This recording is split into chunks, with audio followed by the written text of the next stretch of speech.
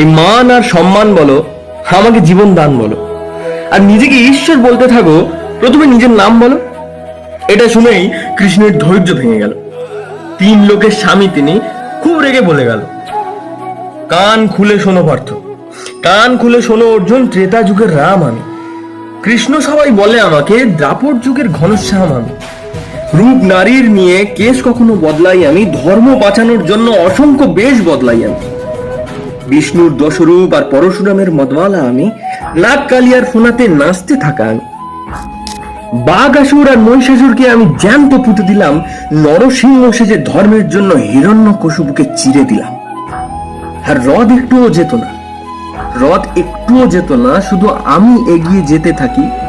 গান্ডীব হাতে তুমি আছো, কিন্তু রণক্ষেত্রে লড়ছি আমি।